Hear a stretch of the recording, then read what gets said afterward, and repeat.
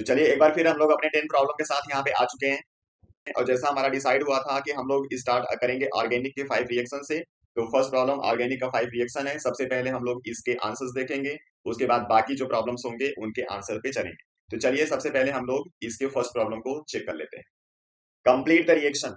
यहाँ पे इस प्रॉब्लम के अंदर कुल 5 रिएक्शंस दिए गए हैं जिनको हम लोगों को कंप्लीट करना है। और जो फर्स्ट रिएक्शन है उसमें आपको एक एल्कीन दिया गया है जिसका रिएक्शन कराना है B2H6 के साथ। जहां पे B2H6 लिखा है वहां पे BH3 भी लिखा हुआ आपको मिल सकता है, क्योंकि जो BH3 है वही डाइमेराइज होकर नेचर में B2H6 के फॉर्म में पाया जाता है।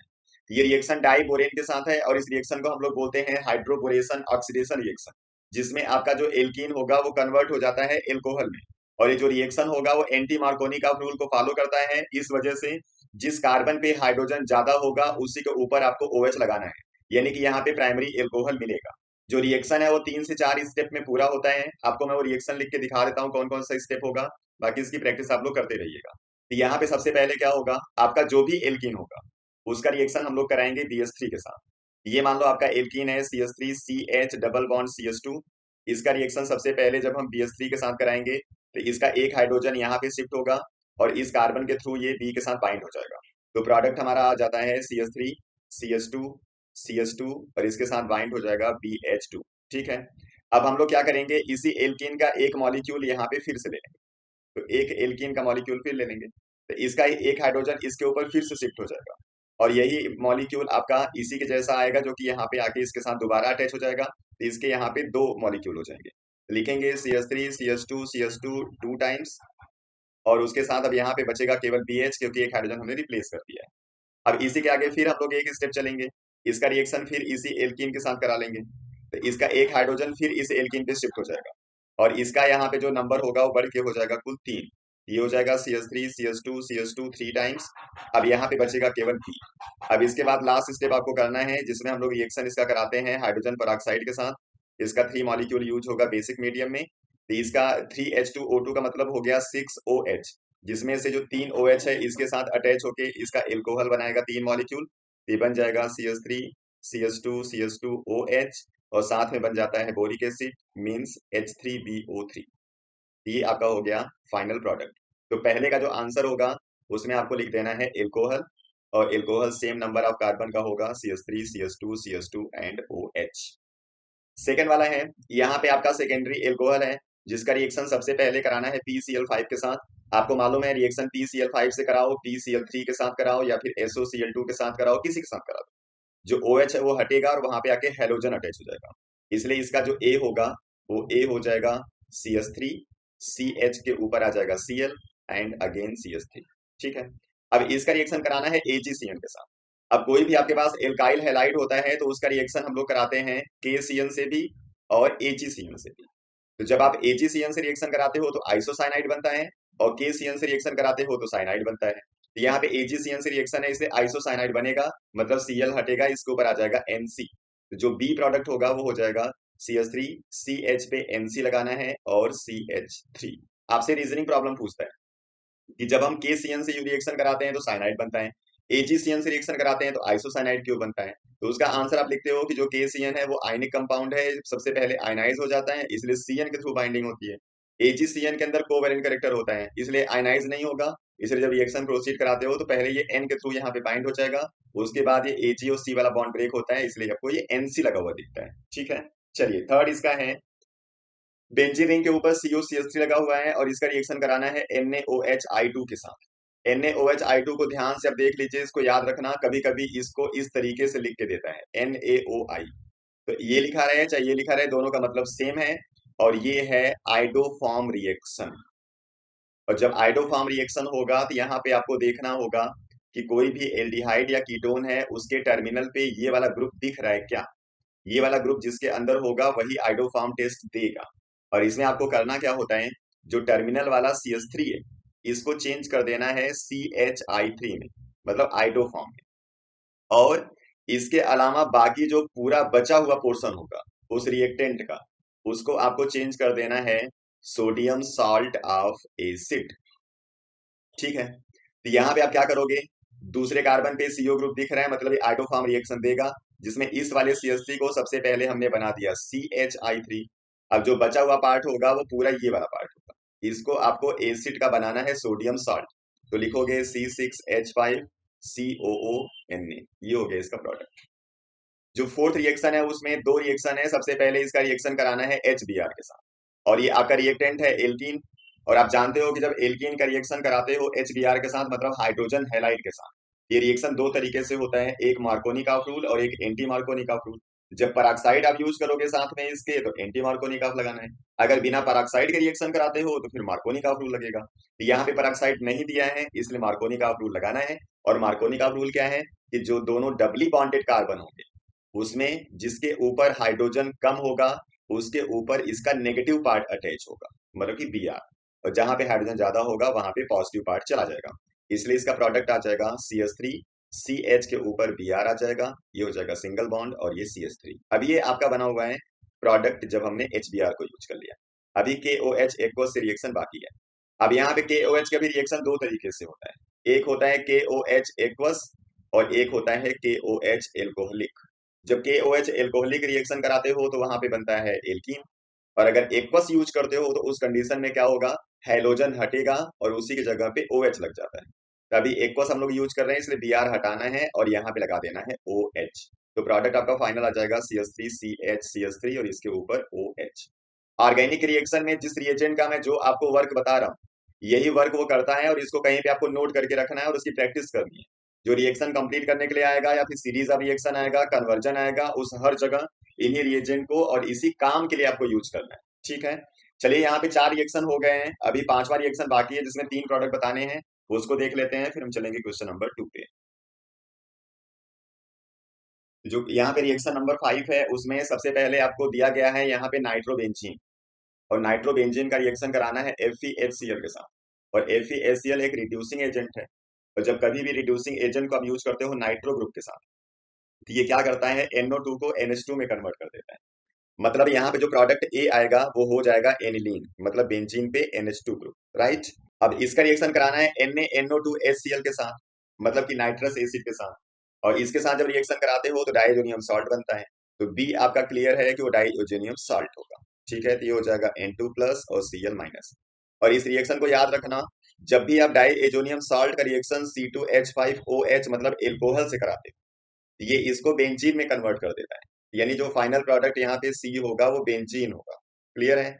ये बेंजीन कैसे आता है, यहाँ पे जो N2 है वो बाहर चला जाएगा, इसके एक H के साथ Cl बाहर हो जाएगा, और यहाँ पे बन जाता है साथ में CH3CHO, और इसका जो आपका हाइड्रोजन होगा एक यहाँ पे अटैच हो जाता है। यानी कि ऑर्गेनिक के यहाँ पे दो प्रोडक्ट आते हैं, लेकिन जो बेंजीन है वो मेन प्रोडक्ट है, और जो आपका यहाँ पे बना हुआ है एल्डिहाइड ये इसका बाई प्रोडक्ट है। तो आपको मेन प्रोडक्ट में बेंजीन ही लिखना है। ठीक है, तो चलिए ये आपके 5 रिएक्शन हो गए ऑर्गेनिक के। अब हम लोग चलते हैं क्वेश्चन नंबर 2 पे। What is optically active compound, give an example of amino acid which is optically inactive. यहाँ पे सबसे पहले कह रहा है कि ऑप्टिकली एक्टिव कंपाउंड्स क्या होते हैं, और एक एग्जांपल अमीनो एसिड का देना है जो कि ऑप्टिकली इनएक्टिव होता है। ठीक है, तो ऑप्टिकली एक्टिव कंपाउंड क्या होते हैं पहले समझ लीजिए। जैसे आपके पास लाइट होती है तो लाइट हर पॉसिबल डायरेक्शन में क्या होता है, इसके जो रेज होते हैं वो प्रोपिगेट करते हैं। ठीक है, तो यहाँ पे इनका जो वेव होता है जो हर पॉसिबल डायरेक्शन में मूव कर रहा है, इसको हम लोग फिल्टर कर देते हैं। फिल्टर करने के लिए हम लोग यहाँ पे या तो स्लिट लगा देंगे या फिर प्रिज्म लगा देंगे, तो यहाँ से जो लाइट पास होगी उसमें जो सिंगल फ्रीक्वेंसी होगी केवल वही प्रेजेंट होगी, बाकी जो फ्रीक्वेंसी होती है वो फिल्टर हो जाती है। ठीक है, इस तरीके से इस लाइट को हम लोग मोनोक्रोमेटिक लाइट बोल सकते हैं। ठीक है, और इसी को हम लोग बोलते हैं प्लेन पोलराइज्ड लाइट, मतलब कि ऐसा कोई भी लाइट जिसमें जो पोलैरिटी होगा वो केवल सिंगल डायरेक्शन में होगा। अब इसी प्लेन पोलराइज्ड लाइट को किसी मटेरियल से आप पास कर देते हो, आपके पास एक मटेरियल कोई भी होगा ये, उसी से हम पास कर देते हैं। जब पास करेंगे तो इस मटेरियल की प्रॉपर्टी होती है कि ये प्लेन पोलराइज्ड लाइट को रोटेट कर देता है, या तो इसको ये रोटेट कर देगा क्लॉकवाइज, या फिर इसको रोटेट कर देता है एंटी क्लॉकवाइज। ठीक है, किसी एक डायरेक्शन में रोटेट करेगा, या फिर रोटेट ये नहीं कर पाएगा। तो ऐसे सारे कंपाउंड जिसके अंदर ये टेंडेंसी होती है कि वो प्लेन पोलराइज्ड लाइट को रोटेट कर देंगे, उसी को हम लोग बोलते हैं ऑप्टिकली एक्टिव कंपाउंड। ठीक है, अब अगर आपको बताना होगा कि ऑप्टिकली एक्टिव कंपाउंड्स क्या होते हैं, आप क्या बोलोगे, all the compounds which have property या फिर tendency to rotate the plane of plane polarized light. ठीक, अब यहाँ पे आपको बताना है कि किसी कंपाउंड के अंदर ये जो पोलराइजेशन की प्रॉपर्टी है वो आती कैसे। तो आपको एक कंडीशन यहाँ पे याद रखनी है, अगर कोई भी ऑर्गेनिक कंपाउंड ऑप्टिकली एक्टिव होगा then the compound must have chiral carbon atom. अगर कायरल कार्बन एटम वहां पे प्रेजेंट होगा तभी वो ऑप्टिकली एक्टिव होगा। और कायरल कार्बन एटम का मतलब क्या होता है, the compound have a carbon which is attached with 4 different group, यानी ऐसा कोई भी कार्बन जिसके साथ 4 अलग अलग ग्रुप प्रेजेंट होंगे उसकी वैलेंसी को कंप्लीट करने में। अब जैसे मान लो एक कार्बन का एटम है, इसके साथ हमने 4 डिफरेंट ग्रुप लगा दिए A B C and D, तो ये जो कार्बन होगा उसको हम कायरल कार्बन कह सकते हैं। और अगर ये कायरल कार्बन होगा तो जिस कंपाउंड के अंदर ये कार्बन प्रेजेंट होगा वो ऑप्टिकली एक्टिव हो जाएगा, means it has tendency to rotate the plane of plane polarized light. अब यहाँ पे दूसरा आपका प्रॉब्लम बोला हुआ है कि एक अमीनो एसिड बताना है जो ऑप्टिकली इनएक्टिव होगा, मतलब एक अमीनो एसिड आपको ऐसा बताना है जिसके अंदर कायरल कार्बन प्रेजेंट नहीं होगा। तो इसका सबसे सिंपल सा एग्जांपल है ग्लाइसिन। इसको आप याद रखना, glycine is a amino acid having formula CH2 COOH and NH2। This one is the glycine. और इस ग्लाइसिन के अंदर एक कार्बन तो यहाँ है, इसकी तो बात ही छोड़ दो, एसिडिक है, डबल बॉन्ड O आएगा, इसलिए 4 ग्रुप आ नहीं सकते। यहाँ पे 4 ग्रुप इसके कार्बन के साथ अटैच हो सकते हैं, लेकिन इसमें क्या हुआ, 4 ग्रुप में एक ग्रुप ये है, एक ग्रुप ये है, यहाँ पे 2 लगेंगे हाइड्रोजन, मतलब 2 ग्रुप यहाँ पे सेम हो गए, इसलिए कायरल कार्बन नहीं है। और कायरल कार्बन नहीं है तो फिर ये ऑप्टिकली एक्टिव नहीं है, इसलिए ग्लाइसिन ऑप्टिकली इनएक्टिव होता है। अब बायोमॉलिक्यूल में आपसे इसी ग्लाइसिन से एक प्रॉब्लम और पूछता है, बोलता है right the structure of zwitter ion of glycine. तो जब ग्लाइसिन के ज्विटर आयन का स्ट्रक्चर बोलेगा तो उसमें आपको क्या करना है, इस एसिडिक ग्रुप के H को आपको ट्रांसफर कर देना है NH2 पे, ठीक है। ये CH2 ऐसे ही रहेगा, ये हो जाएगा COO माइनस और ये हो जाएगा NH3 plus. This one is the zwitter ion of glycine. और ज्विटर आयन कब बनता है, जब किसी अमीनो एसिड को हम डाल देते हैं एक्वस सॉल्यूशन के अंदर, ठीक है। ये हो गया क्वेश्चन नंबर 2। चलिए हम लोग चलते हैं थर्ड पे। क्वेश्चन नंबर 3 है, on mixing X and Y volume of mixture decreases. तो कह रहा है कि कौन सा डेविएशन ये शो करेगा बता दो, और टेम्परेचर का चेंज क्या ऑब्जर्व होगा वो बता दो, ठीक है। तो चलिए, जब भी आपको डेविएशन बताना होगा तो आप उसको सेट कर लेना इंटरेक्शन के बेस पे, या चेंज इन वॉल्यूम के बेस पे, या फिर चेंज इन टेम्परेचर के बेस पे, किसी भी बेस पे आप अपना माइंडसेट बना लेना। अभी हम आपको इंटरेक्शन के बेस पे बता रहे हैं। जब आप किसी भी दो कंपोनेंट को मिक्स करते हो और मिक्स करने के बाद अगर इंटरेक्शन इंक्रीज हो गया, जब इंटरेक्शन इंक्रीज हो जाएगा तो उस कंडीशन में मॉलिक्यूल्स क्या हो जाएंगे, मॉलिक्यूल्स कम्स क्लोजर। और जब मॉलिक्यूल्स एक दूसरे के क्लोज आएंगे तो उस कंडीशन में वॉल्यूम क्या होगा, डिक्रीज हो जाएगा। और वॉल्यूम का डिक्रीज होना इसका मतलब डेल्टा V हो गया नेगेटिव। और जैसे ही डेल्टा V नेगेटिव हो गया तो आपको पता चल गया कौन सा डेविएशन है, नेगेटिव डेविएशन, ठीक है। तो जब इंटरेक्शन बढ़ेगा तो ऐसा होगा। और यहाँ पे कह रहा है कि मिक्सिंग के बाद वॉल्यूम कम हो रहा है, और इंटरेक्शन बढ़ेगा तभी वॉल्यूम कम होगा, हमने यहाँ पे डिस्कस कर लिया। जब बोल रहा है कि वॉल्यूम कम हो रहा है इसका मतलब डेविएशन कौन सा हो गया, नेगेटिव, तो आपको लिख देना है डेविएशन नेगेटिव होगा। अब दूसरा कह रहा है कि टेम्परेचर क्या ऑब्जर्व होगा, इसको भी देख लो। आपने बोल दिया कि जो डेल्टा V मिक्सिंग है वो नेगेटिव है, तो डेल्टा H मिक्सिंग भी क्या होगी, ये भी नेगेटिव होगा। और डेल्टा H मिक्सिंग नेगेटिव होने का मतलब क्या हुआ कि जो प्रोसेस है वो है एक्सोथर्मिक, मतलब मिक्सिंग के बाद यहाँ पे क्या होगा, हीट और ज्यादा जनरेट होगा। और हीट रिलीज होने का मतलब क्या हुआ कि मिक्सिंग के बाद हीट यहाँ पे बढ़ रहा है, इसी वजह से एक्स्ट्रा हीट बाहर निकल रहा है। तो आपको लिख देना है कि जब यहाँ पे मिक्सिंग करेंगे तो जो टेम्परेचर होगा उसका बढ़ेगा, इसलिए एक्स्ट्रा हीट वहां से बाहर हो जाती है, मतलब कि मिक्सचर गर्म हो जाएगा एक्सोथर्मिक की वजह से। और ऐसे आपसे एक प्रॉब्लम भी पूछता है कि जब हम A और B दो कंपोनेंट को मिक्स करते हैं तो सोल्यूशन वार्म हो जाता है, कौन सा डेविएशन, आपको लिखना है नेगेटिव डेविएशन, क्योंकि एक्सोथर्मिक हो गया। कभी कभी बोलेगा कि वो कोल्ड हो जाता है, तो आपको बोल देना पॉजिटिव डेविएशन, ठीक है। इस तरीके से प्रॉब्लम पूछेंगे। चलिए question number 4, an organic compound A having molecular formula this give a violet color with neutral FeCl3 solution। A on treatment with CO2 and NaOH, ये reactant याद रखना। At 400 Kelvin under pressure give B, which on acidification give a compound C। The compound C react with acetyl chloride to give D, which is a popular painkiller। Reduce the structure ABCD। ये आपका organic से एक reaction है जिसके 3-4 step का discussion इन्होंने किया हुआ है। तो जब ऐसा कोई भी प्रॉब्लम आएगा, तो जब आपको रिएजेंट का बिहेवियर पता होता है तो आसानी से आपको इसका क्लू मिल जाता है। इसलिए आप ज्यादा से ज्यादा ऑर्गेनिक रिएक्शंस को सॉल्व करते रहिए। और अगर नहीं कर सकते तो इस वीडियो के साथ बने रहिए। इस वीडियो में हम लोग कंटिन्यूअसली ऑर्गेनिक रिएक्शन डिस्कस कर रहे हैं।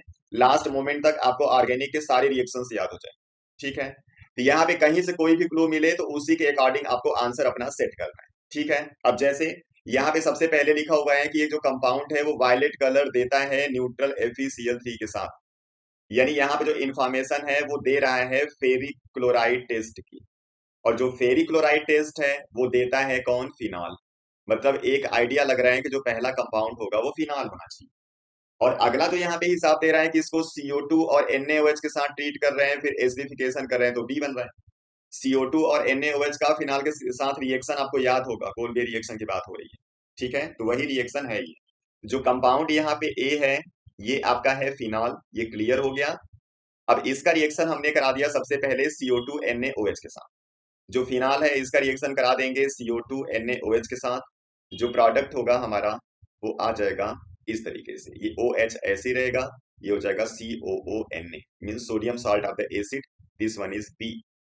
आप कहीं कहीं किसी बुक में देखोगे सोडियम सॉल्ट इसको बनाया होगा, इसको COOH लिखा होगा, तो वो आपका रीअरेंजमेंट है, किसी पे भी Na लगा दो कोई फर्क नहीं पड़ता। अब इसके बाद इसका है एसिडिफिकेशन, मतलब इसका एसिड से रिएक्शन कराना है। तो एसिड से रिएक्शन कराओगे तो ये Na हट जाएगा, यहाँ पे H आ जाएगा। तो ये होता है इसका फाइनल प्रोडक्ट, मतलब कोलबे रिएक्शन का final product, not the final product of this problem. यहाँ पे हो जाएगा ये OH और ये हो जाता है COOH और ये आपका प्रोडक्ट है C।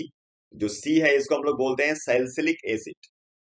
अब इसी का रिएक्शन आपको कर देना है CH3COCl के साथ, मतलब एसाइलेशन हम लोग यहाँ पे करते हैं। जब एसाइलेशन कराएंगे तो इसका जो अटैक होगा एसाइल ग्रुप का, ये OH पे होता है। यहाँ से H हटेगा, इसके ऊपर एसाइल ग्रुप अटैच हो जाएगा। यहाँ पे प्रोडक्ट आपको जो मिलता है फाइनल इस प्रॉब्लम के अकॉर्डिंग, उसमें O, फिर ये हो जाएगा COCH3 और यहाँ पे COOH पहले से है। This one is the final product और इसको हम लोग बोलते हैं एस्पिरिन। और इसी को हम लोग as a painkiller use करते हैं जिसकी ये बात कर रहा है, इसलिए प्रोडक्ट हो गया D।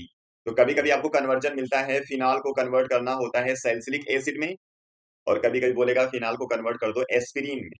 तो आपको यहाँ तक का रिएक्शन लिखना होता है। ठीक है, चलिए नेक्स्ट क्वेश्चन नंबर 5। यहाँ पे एक न्यूमेरिकल है जिसको हम लोग को सॉल्व करना है सोल्यूशन चैप्टर से, जिसमें कह रहा है कि 2 gram benzoic acid is dissolve in 25 gram of benzene, shown depression in freezing point 1.62 K, if Kf of the benzene is 4.9, what is percentage association if it undergo dimerization।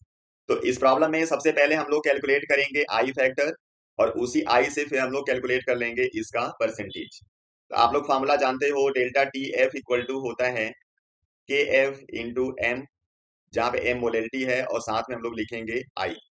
इसी फॉर्मूले को हम लोग यहाँ पे यूज करेंगे। ठीक है, M को थोड़ा सा और डिफ्रेंशिएट कर देंगे तो KF इंटू M को लिखेंगे WB बाई MB, नीचे आ जाएगा WA, ऊपर आ जाएगा मल्टीप्लाई 1000 और इंटू I। अब चलिए वैल्यू यूज कर लीजिए, delta TF 1.62 equal to KF 4.9 multiply WB 2 gram 1000, नीचे आ जाएगा MB, बेंजोइक एसिड का मोलर मास 122 होता है, और WA इसका मास दिया हुआ है 25 इंटू I। इसी को I को सॉल्व करना है। अब यहां से हम लोग I लिख सकते हैं 1.62 multiply 122 multiply 25 divided by 4.9 multiply 2 multiply 1000। अब इसको हम लोग सॉल्व करते हैं तो आंसर मिलता है 0.504। This one is 0.504। ठीक है, अब इसी को यूज करके हम लोग बताएंगे यहाँ पे परसेंटेज डिसोसिएशन, मतलब एल्फा।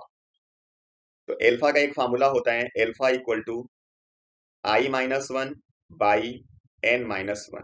ठीक है, I की वैल्यू यहाँ पे है 0.504 -1। अब आपको लग रहा होगा कि आंसर नेगेटिव आएगा, तो नेगेटिव बिल्कुल नहीं आता, अब ये नेगेटिव कैंसिल हो जाएगा। अब N की वैल्यू होती है कि वो कितना एसोसिएट या डिसोसिएट होता है। अगर डिसोसिएट होता है तो डाई के लिए 2, ट्राई के लिए 3 हम लोग यूज करते हैं कि कितने एटम में वो डिसोसिएट हो रहा है। और अगर एसोसिएट होता है तो कितने वहां पे एटम या मॉलिक्यूल कंबाइन हो रहे हैं उसके अकॉर्डिंग लिखते हैं। तो अगर कोई डाईमेराइज होगा तो N की वैल्यू हम लोग लिखते हैं 1/2। अगर कोई ट्राईमेराइज होगा तो 1/3 लिखेंगे। ये हो गया ½ -1। ठीक है, अब ये वैल्यू नीचे की नेगेटिव आएगी, ऊपर की भी इसी वजह से नेगेटिव आती है, दोनों कैंसिल हो जाते हैं। तो ऊपर सॉल्व करोगे तो आ जाएगा 0.496 और नीचे आ जाएगा हाफ। ये हमने साइन दोनों का नेगेटिव वाला कैंसिल कर रखा है। अब 2 से अगर इसको इनटू कर दोगे तो आपको आंसर मिल जाएगा 0.992। जो अल्फा की वैल्यू है ये अगर इसका परसेंटेज लिखोगे तो आपको मल्टीप्लाई करना होगा 100, और जब 100 से मल्टीप्लाई कर दोगे तो 99.2% आ जाएगा डाइमेराइजेशन, और यही इसका फाइनल आंसर। ठीक है, चलिए नेक्स्ट प्रॉब्लम पे चलते हैं। While lowest oxide of transition metal is basic but higher oxide is acidic or amphoteric in nature। यहाँ पे कह रहा है किसी भी ट्रांजिशन मेटल का जब आप लोवेस्ट ऑक्साइड लिखते हो, मतलब जिसमें ऑक्सीजन कम रहेगा, तो उसका नेचर होता है बेसिक। लेकिन जब आप हाई ऑक्साइड लिखते हो जहां पे ऑक्सीजन ज्यादा होगा तो फिर वो एसिडिक हो जाता है। ऐसा क्यों? जैसे यहाँ पे हम आंसर लिख लेते हैं FeO हम लोग लिखते हैं और Fe2O3 लिखते हैं, या फिर Fe3O4 लिखते हैं। तो यहाँ पे अभी हमने लोवेस्ट ऑक्साइड लिखा है, यहाँ पे ऑक्साइड हमने इसका थोड़ा सा बढ़ा दिया है। तो इनके हिसाब से ये आपका ज्यादा बेसिक होगा और ये वाला कम बेसिक यानी कि एसिडिक टाइप का होगा इसके कंपेयर में। ये क्यों है? ठीक है, तो समझिए यहाँ पे जो भी यहाँ पे ट्रांजिशन एलिमेंट होते हैं उनके पास प्रेजेंट होता है लोन पेयर। ठीक है, और इसी लोन पेयर को वो यूज करके किसी भी कंपाउंड में किसी दूसरे एलिमेंट के साथ बाइंड होते हैं। तो जब इसका ज्यादा से ज्यादा जो इलेक्ट्रॉन होगा अगर वो चला जाए बॉन्डिंग में, तो इसके पास जो इलेक्ट्रॉन बचेंगे एज अ लोन पेयर वो कम रहेंगे, और लोन पेयर को जब ये डोनेट करेगा उसी डोनेशन की वजह से बेसिक कैरेक्टर आता है। तो जब आप ऑक्सीजन यहाँ पे कम लगाते हो तो उस कंडीशन में ज्यादा से ज्यादा इसके पास electron as a free electron means lone pair के फॉर्म में प्रेजेंट रहता है, and the element is able to donate such electron to the other and show the basic nature। ठीक है, इसलिए लोअर वाले बेसिक होते हैं। जब आप हायर ऑक्साइड की बात करते हो तो उस कंडीशन में इस एलिमेंट के साथ ज्यादा से ज्यादा ऑक्साइड बाइंड हो जाते हैं, और जब ज्यादा ऑक्सीजन इसके साथ बाइंड हो जाएगा तो most of the electron of the metals are involve in bonding and metal have very less electron for the donation. और जब बहुत कम डोनेशन कर पाएगा तो उसकी बेसिक स्ट्रेंथ क्या हो जाएगी? कम। और बेसिक स्ट्रेंथ कम हो जाएगी तो उसी रेशियो में एसिडिक स्ट्रेंथ ज्यादा हो जाती है, इसलिए थोड़ा सा एसिडिक कैरेक्टर्स शो करते हैं। ये अगर आपको कंपेयर करना होगा तो जहां पे ऑक्सीजन ज्यादा दिखेगा उसको आपको एसिडिक बोलना है, और जहां पे ऑक्सीजन कम दिखेगा उसको बेसिक। जैसे अगर बोल दे MnO और MnO5 लिख दो, MnO7 लिख दो, तो इन सब में कौन ज्यादा आपका एसिडिक होगा? तो आपको जहां पे ऑक्सीजन ज्यादा दिखेगा उसको एसिडिक बोलना है, कम वाले को बेसिक बोल देना है। ठीक है, चलिए question number 7। In 2-bromopentane, 2-bromo-2-methyl-butane and 1-bromopentane write compounds, यहाँ पे 3 चीजें बतानी है। तो सबसे पहले इन तीनों का स्ट्रक्चर बनाना होगा, उसके बाद ये डिस्कशन होगा। तो पहला कंपाउंड है 2-bromopentan, मतलब 5 कार्बन की चेन और दूसरे पे ब्रोमो लगाना है। ठीक है, तो CH3 CH2 CH2 CH पे Br लगा दिया और CH3, ये हो गया पहला। दूसरा 2-bromo-2-methyl ब्यूटेन है, 4 कार्बन दूसरे पे ही ब्रोमो दूसरे पे ही मिथाइल लगाना है। तो CH3 CH2, इसी C पे CH3 लगाना है, Br लगाना है और CH3। और जो तीसरा है 1-bromopentan है, ये हो गया CH3 CH2 CH2 CH2 and pentane है, एक CH2 और आएगा, देन Br। ये है 3 कंपाउंड। अब इसी 3 में आपको बताना है सबसे पहले कि वो कौन है जो SN1 रिएक्शन फास्टर देगा। अब आपको मालूम है SN1 फास्टर जब देगा तो उसके लिए ऑर्डर फॉलो होता है 3 डिग्री 2 डिग्री और 1 डिग्री। मतलब 3 डिग्री वाला सबसे फास्ट रिएक्शन शो करेगा, then 2 degree and then 1 degree. ठीक है, यहाँ पे देख लो ये वाला आपको 3 डिग्री दिख रहा है। ठीक है, ये आपका 3 डिग्री कार्बोकैटायन बना सकता है, इस वजह से ये सबसे फास्ट SN1 रिएक्शन देगा। तो पहले का आंसर हो जाएगा ये वाला। दूसरा है विच इज ऑप्टिकली एक्टिव, इसमें कौन सा कंपाउंड है जो ऑप्टिकली एक्टिव है? ऑप्टिकली एक्टिव के लिए किसी एक कार्बन पे 4 अलग अलग ग्रुप का लगा होना जरूरी है। तो अगर इस कार्बन को आप ध्यान से देखो तो इस कार्बन पे एक ग्रुप तो हो गया CH3, एक ग्रुप हो गया Br, एक ग्रुप हो गया पूरा ये 3 कार्बन की चेन, और एक ग्रुप हो गया इसका हाइड्रोजन। मतलब 4 डिफरेंट ग्रुप लगे हुए हैं, मतलब this carbon is chiral carbon, इसलिए ऑप्टिकली एक्टिव हो जाएगा। ठीक है, तीसरा है give fast beta elimination reaction, वो कौन सा है जो बीटा एलिमिनेशन रिएक्शन फास्ट देगा? बीटा एलिमिनेशन रिएक्शन में होता क्या है, एक कार्बन जहां पे हेलोजन होगा वहां से हेलोजन और उसके नेक्स्ट कार्बन से हाइड्रोजन बाहर हो जाता है, और इन दोनों के बीच में आ जाता है डबल बॉन्ड, मतलब कि एल्कीन बनता है। और सेटजेप रूल के हिसाब से आपको मालूम है कि जितना ज्यादा एल्काइलेटेड एल्कीन होता है वो उतना ही ज्यादा स्टेबल होता है, और ज्यादा एल्काइलेटेड एल्कीन होने के लिए जो आपका ये हैलाइड होगा वो ऑर्डर फॉलो करता है 3 डिग्री, 2 डिग्री और 1 डिग्री। मतलब जो 3 डिग्री हैलाइड होगा वो ज्यादा एल्काइलेटेड एल्कीन बनाता है और सेटजेप के हिसाब से वही ज्यादा स्टेबल होता है। तो आपको चेक कर लेना यहाँ पे टर्शियरी कौन है। जो टर्शियरी होगा वो फास्ट रिएक्शन शो करेगा, तो टर्शियरी सेकंड वाला है, इसलिए तीसरे का भी आंसर सेकंड वाला ही हो जाएगा। ठीक है, चलिए question number 8। After 24 hours, only 0.125 gram out of the initial quantity of 1 gram of the radioactive isotope remain behind. What is the half life period? Chemical kinetics से ये न्यूमेरिकल है, ऐसा न्यूमेरिकल आपसे पूछा जाता है। पिछले वीडियो में भी हमने इसका एक प्रॉब्लम डिस्कस किया था। यहाँ पे दो अलग अलग कंडीशन में हम लोग इसके के को कंपेयर करेंगे, इसका आंसर आएगा। जब हम फर्स्ट कंडीशन से लिखेंगे के की वैल्यू तो लिखेंगे 2.303, नीचे हो जाएगा टाइम मीन्स 24 आवर्स, लॉग ऊपर लिखते हैं इनिशियल अमाउंट जो कि 1 है और नीचे लिखते हैं अमाउंट लेफ्ट, ये अमाउंट लेफ्ट ही लिखा हुआ है, इसे लिखेंगे 0.125। अब इसको कंपेयर करेंगे हम लोग हाफ लाइफ वाले से, इसे लिखेंगे 2.303 और नीचे लिख देंगे टी हाफ जो कि बताना है, लॉग अब इनिशियल यहाँ पे यूज करोगे 1, तो जो बचा हुआ होगा इसका हाफ होगा मतलब 0.5। ठीक है, अब यहाँ पे इसको हम सॉल्व करेंगे तो 2.303 को पहले कैंसिल कर देंगे, लिखेंगे 1/24, इसका डेसिमल हटाएंगे तो ऊपर हो जाएगा 1000, इसको सॉल्व कर देंगे तो ऊपर आ जाएगा 8, और log 8 को हम लोग लिख सकते हैं log 2 to the power 3। यहाँ पे हो जाएगा 1/t हाफ और इसको लिख देंगे log 2। अब इसको लिख सकते हैं हम लोग 1/24 इंटू 3 log 2, और ये हो जाएगा 1/t हाफ इंटू log 2। इस log 2 को हम कैंसिल कर सकते हैं दोनों तरफ। अब इधर इंफॉर्मेशन बच गया 3/24 और इधर बच गया 1/t हाफ, इसको सॉल्व कर देंगे तो हो जाएगा 1/8 इक्वल टू 1/t हाफ, मतलब टी हाफ की जो वैल्यू होगी वो हो जाएगी 8 आवर्स। ठीक है, ये हो गया इसका आंसर। चलिए next problem, question number 9। Write the IUPAC name of the ionization isomer of complex this, give one chemical test to distinguish between the two compound. अब यहाँ पे जो नाम पूछा हुआ है वो इसका नहीं पूछा है, लिखा हुआ write IUPAC name of ionization isomer of complex this, इसके आयनाइजेशन आइसोमर का नाम लिखना है। और जब इसके आयनाइजेशन आइसोमर का स्ट्रक्चर बनाओगे तब वहां से नाम आएगा, तो पहले उसका स्ट्रक्चर बना देते हैं। तो उसका स्ट्रक्चर हो जाएगा CONH3 ऐसे ही रहेगा, नो चेंज। अब आयनाइजेशन आइसोमर में Br बाहर जाएगा और सल्फेट अंदर आ जाएगा, तो सल्फेट आपको अंदर लिख देना है और Br लिखना है यहाँ पे बाहर। अब इसका नाम लिखना है आपको, इसका नाम हो जाएगा पेंटा अमाइन, पेंटा अमाइन, इसको बोलेंगे सल्फेटो, फिर इसका नाम लिखेंगे कोबाल्ट। अब ऑक्सीडेशन स्टेट इसका 0 हो गया, इसका -2, इसका -1 यानी कि थर्ड, और बाहर का लिख देंगे ब्रोमाइड। ये तो हो गया नाम। अब कह रहा है कि give one chemical test to distinguish between the two compound, ये जो दोनों कंपाउंड है इनका केमिकल टेस्ट क्या होगा। ठीक है, इसको ध्यान से आप समझ लीजिए।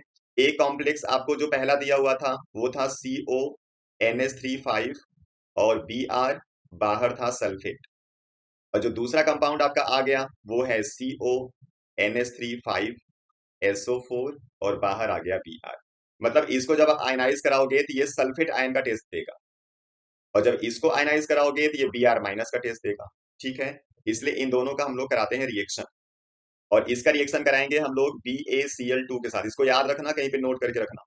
जब BaCl2 से रिएक्शन कराएंगे तो Ba और सल्फेट आपस में रिएक्शन करके बनाएगा BaSO4, और इस BaSO4 का आपको मिल जाता है व्हाइट प्रेसिपिटेट। ठीक, और इसके केस में हम लोग क्या करते हैं, इसको ट्रीट करते हैं AgNO3 के साथ। तो जो Ag है वो Br के साथ कंबाइन होके बनाता है AgBr, और इसका आता है येलो प्रेसिपिटेट। तो इसी प्रेसिपिटेट से हम लोग क्लियर कर लेंगे कि कौन सा यहाँ पे आयन आयनाइज होने वाला है। चलिए हम लोग नेक्स्ट प्रॉब्लम में चलते हैं। Question number 10। Using the E0 value of A and B, predict which is better for coating the surface of iron to prevent corrosion and why। अब यहाँ पे जो कोरोजन होता है वो जनरली होता क्या है, it is the process of oxidation. कोई भी मेटल आपके पास होता है, इस मेटल का ऑक्सीडेशन हो जाता है, तो उसी प्रोसेस को हम लोग कोरोजन बोलते हैं। और जब किसी मेटल का ऑक्सीडेशन होगा आसानी से, तो उसको आप उसके रिडक्शन पोटेंशियल से कंपेयर कर सकते हो कि किसका ऑक्सीडेशन होगा किसका नहीं होगा।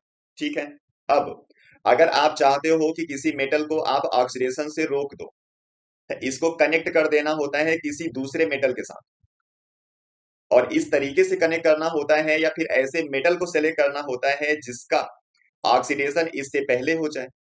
तो अगर इसका ऑक्सीडेशन पहले हो जाएगा तो ये वाला अब आपका क्या होगा, अब ये वाला आपका फिर क्या होगा, वो रिड्यूस होगा, और जब ये रिड्यूस होगा तो ऑक्सीडेशन से बच गया। ठीक है, तो यही काम आपको करना है, मतलब सिलेक्शन आपको ऐसे मेटल का करना है जिसको जब आप कनेक्ट करके रखोगे तो उसका ऑक्सीडेशन पहले हो जाए। और अगर कहीं पे कुछ मेटल आपको दिए जाए, उसमें सेलेक्ट करना होगा किसका ऑक्सीडेशन पहले होगा, तो आपको चेक कर लेना है वहां पे रिडक्शन पोटेंशियल, और रिडक्शन पोटेंशियल की वैल्यू जितना ज्यादा नेगेटिव होगी, वो मेटल उतना ही ज्यादा रिएक्टिव होता है, और उसी का आसानी से होता है ऑक्सीडेशन। ठीक है, अब यहाँ पे हम लोगों को प्रिवेंट करना है किसको, आयरन को, जिसका रिडक्शन पोटेंशियल इन्होंने -0.44 वोल्ट बोला हुआ है। ठीक, अब ए बी में हमको सेलेक्ट करना है एक मेटल जो इसके ऑक्सीडेशन को रोकेगा, तो जो इसके ऑक्सीडेशन को रोकेगा उसका ऑक्सीडेशन अब आयरन से पहले होना चाहिए, और आयरन से पहले ऑक्सीडेशन होगा तो उसका रिडक्शन पोटेंशियल इससे भी ज्यादा नेगेटिव होना चाहिए। तो अब इन दोनों को कंपेयर कर लो, यहाँ पे बी का लिखा हुआ है -0.14, और ए का लिखा हुआ है -2.37।